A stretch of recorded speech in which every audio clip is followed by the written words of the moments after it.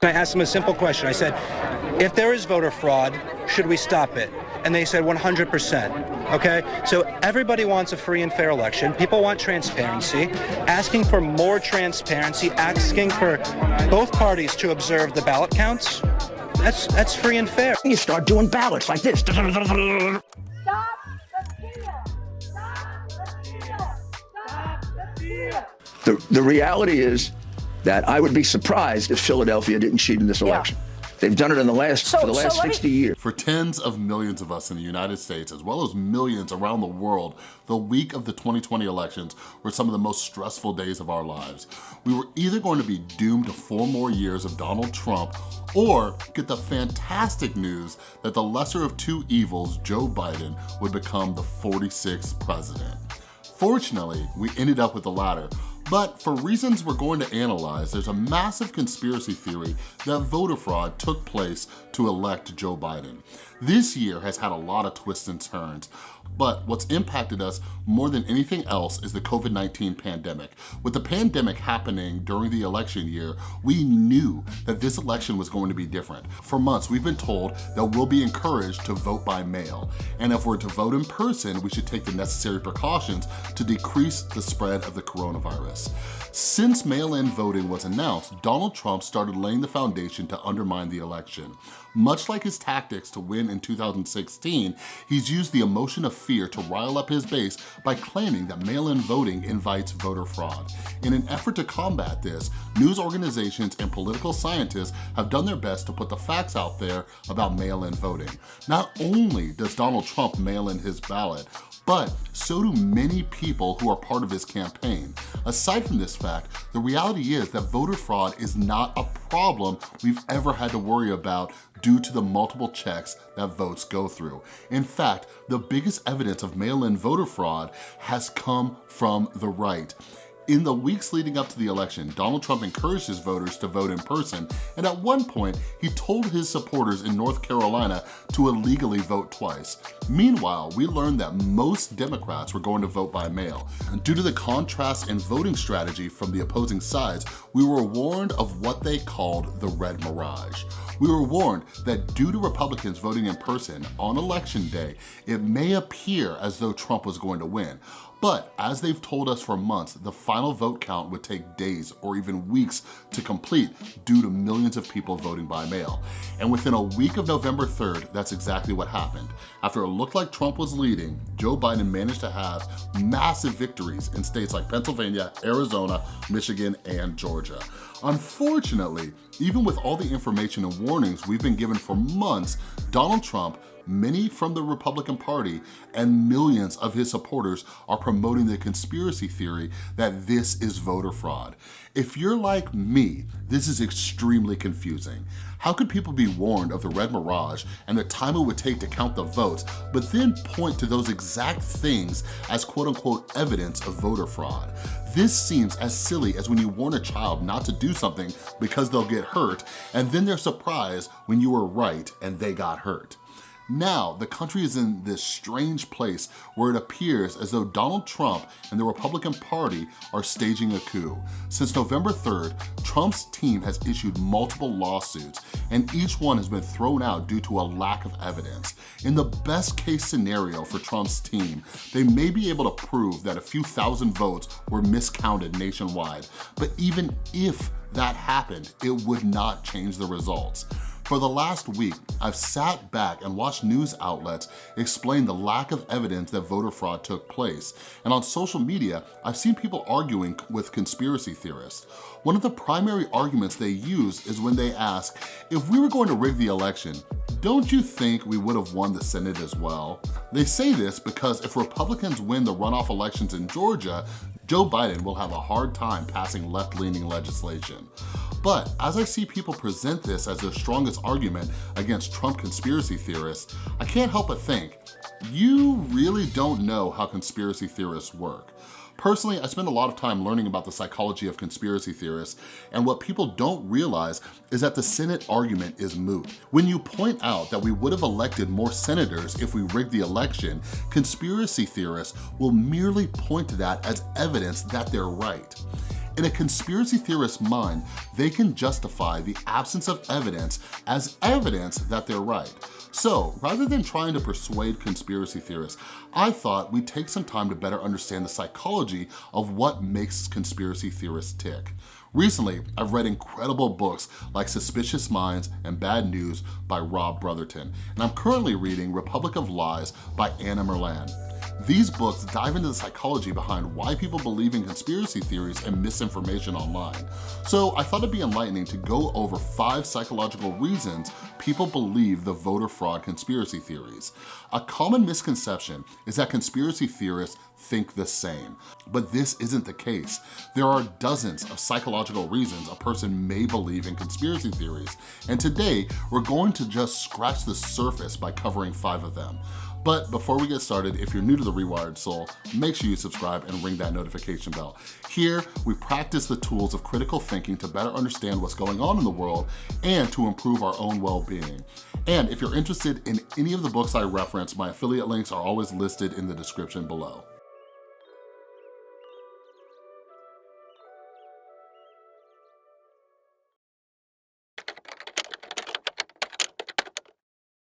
We'll kick this off by starting at the root of the problem. Cognitive dissonance is something that everyone struggles with, and it's a core reason for human irrationality. If you've ever taken a psychology course, you've most likely heard of cognitive dissonance. Dissonance theory originated by the psychologist Leon Festinger when he wanted to explain one of the primary sources of our irrationality. Dissonance happens when our mind holds 2 contradicting beliefs, so we come up with absurd logic to ease our dissonance. As mentioned, this isn't just limited to conspiracy theorists. We all do it. For example, I'm a recovering drug addict with 8 years sober, and when working at a rehab, I'd sometimes jokingly ask, how many of you didn't know heroin was bad for you? Everyone would get in a good chuckle while no hands would go up. Drug addicts know drugs are bad, but due to dissonance, they justify continued use. Maybe you struggled with dissonance when you were in denial that a friend did something wrong. You made excuses and all sorts of alternative reasons for what happened. This occurs because you're a good judge of character and only hang out with good people. So if your friend did something bad, that would disrupt how you view yourself.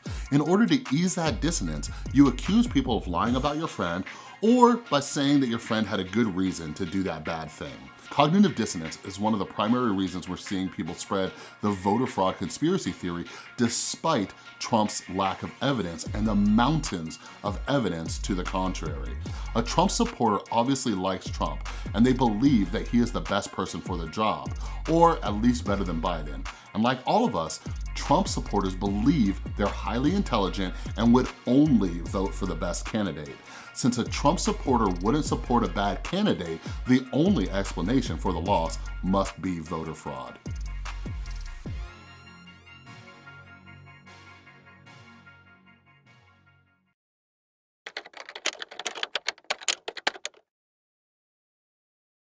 We may never be able to sway a conspiracy theorist, but we can be aware of what makes the situation worse. One psychological phenomenon that often makes conspiracy theorists fall deeper into their conspiracy thinking is what's known as the backfire effect. In fact, I believe the backfire effect is one of the main reasons people get so frustrated when arguing with conspiracy theorists, because it's like quicksand. The harder you fight, the worse it gets. The backfire effect happens when you present someone with evidence that conflicts with their beliefs, and it makes them more convinced that they're right. With Trump supporters, the fact that mainstream media is trying to prove the lack of voter fraud only means that it's more evidence of the voter fraud. So why does the backfire effect happen? There are many possible reasons like cognitive dissonance, but I think a major reason for political backfire effects are due to group identity. What we often neglect to realize is that we strongly identify with our groups, and to get rid of one belief may mean being ostracized from the group. While factually irrational, it makes sense from a social psychological standpoint. If all of a person's friends and family believe in a conspiracy, they maintain group membership by believing along with them. This is also one of the reasons why it's so difficult to get someone to leave a religion or a cult.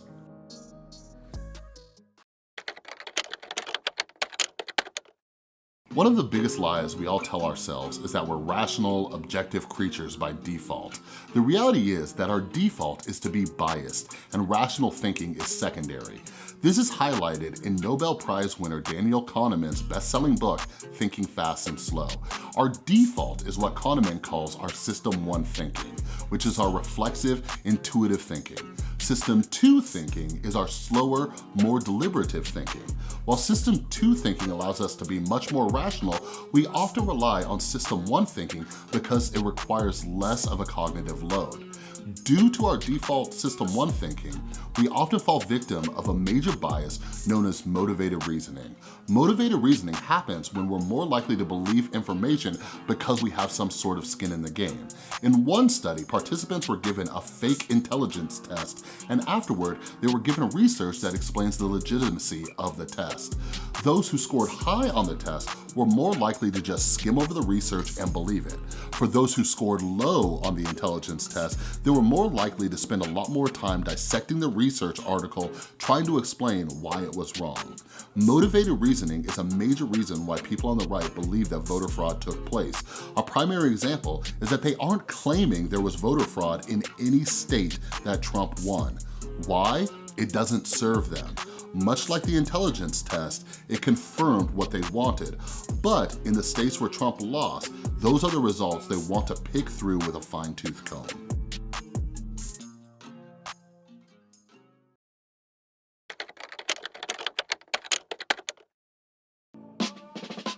If I handed you a pair of 6-sided die and I told you to try to roll a 12, how hard do you think you would roll them? Now, what if I asked you to roll a 2? Well, they actually did this as part of a study, and they found that people throw the die harder for high numbers and softer for low numbers. Rationally, we know that the strength we use to throw die won't affect the numbers, but we do it anyway. Why? The proportionality bias. The proportionality bias is our unconscious tendency to assume that big events have big causes. A great example is the assassination of JFK versus the attempted assassination of Ronald Reagan. How many conspiracies can you think of involving the attempt on Ronald Reagan? If you're like most people, the answer is none, because they virtually don't exist.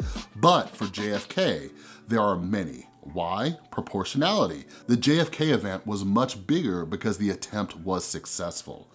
Occam's razor teaches us that the simplest explanation is usually the correct one, but conspiracy theorists throw this out the window.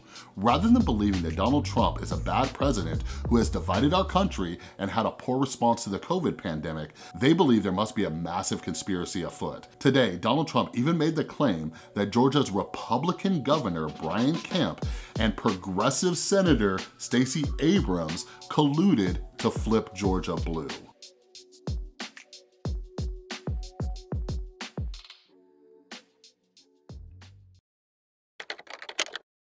One of the most paranoid presidents we've ever had was Richard Nixon. Nixon was constantly paranoid that people were conspiring against him. Due to his paranoia, he ended up helping to orchestrate the Watergate scandal. This isn't new either. Based on numerous psychological studies, they've found that conspiracy theorists are often projecting because they're more likely to participate in conspiratorial behavior. It's definitely possible that some Trump supporters are projecting because they know about voter suppression from the right, but I believe this is more of something we see from the Republican Party as a whole. From gerrymandering to the suppression of Black voters, Republicans have taken extensive steps to remain in power. Unlike shady backdoor conspiracies, they manipulate the law to try and rig the system. A prime example is what happened in Texas prior to the election when they limited voter drop-off locations in areas that were more likely to vote for Joe Biden. As mentioned earlier, Donald Trump even encouraged his voters to illegally vote twice. In the mind of conspiracy theorists, since they believe that the quote-unquote other side is playing dirty, they feel justified in their dirty tactics, even though they lack evidence of wrongdoing from the other side. So, Now that we know about some of the psychological reasons people believe the voter fraud conspiracies, you may be wondering what we could do about it. Unfortunately, this is a complex, nuanced discussion that we could spend hours talking about. In the intro, I mentioned that a misconception is that all conspiracy theorists think the same, but the reality is that they're all different. There are some strategies you can use to have conversations with conspiracy theorists to hopefully sway them, but typically, this will just plant a seed. One of the best strategies is to ask questions. Studies have shown that by asking questions and getting a person to initiate System 2 thinking, they'll start questioning some of their conspiratorial beliefs. Another great strategy is to find common ground with the other person, and this is something that I do quite often. The government and corporations have done plenty to fuel our distrust, and as a recovering prescription pill addict, I lack quite a bit of trust for Big Pharma and how the government has handled the opioid epidemic. Although I believe in vaccinations, I can find common ground with an anti-vaxxer by explaining some of my issues with Big Pharma and the government.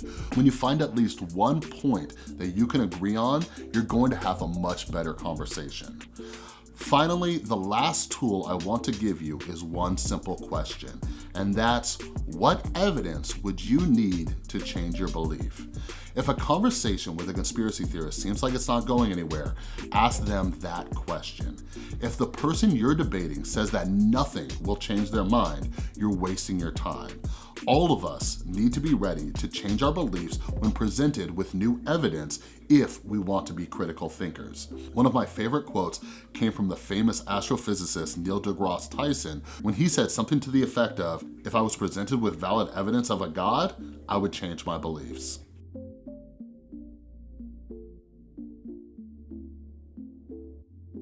All right, everybody, I hope you enjoyed this video essay. And I did a survey over on my Instagram and Twitter. By the way, follow me at The Rewired Soul if you're not yet. And a lot of you wanted me to do more videos about conspiracy theories. And like, here's the thing, I don't know about you, but my primary fascination is just with human behavior. And not just conspiracy theorists. Like I mentioned in this video, a lot of us fall for these different cognitive biases and flaws in thinking, right? And we can see how they can lead down this like conspiratorial path, right? So as I mentioned multiple times in this video, it's very, very difficult to sway a conspiracy theorist. And the motivation for this video, I was sitting there thinking, I'm like, you guys don't really understand how conspiracy theorists think. So like, I think it's beneficial to understand more about things like the backfire effect and, you know, the proportionality bias and cognitive dissonance and all those things, because once you realize which methods are off the table, like we think that just presenting someone with evidence is just done, you know what I mean? That's not always the case, but we need to educate ourselves so then we can start having better conversations. And like I said, one thing that I've learned from reading countless books, doing a lot of research, is that typically all we can do is plant the seeds. We just want to get people's wheels turning, get them to critically think a little bit more and things like that, but just don't get frustrated because like I said, it's kind of like fighting quicksand, you know what I mean? But anyways, make sure you're following me on social media because I'm going to be doing some cool stuff pretty soon and I'm trying to get all of you involved because I make content for you, baby.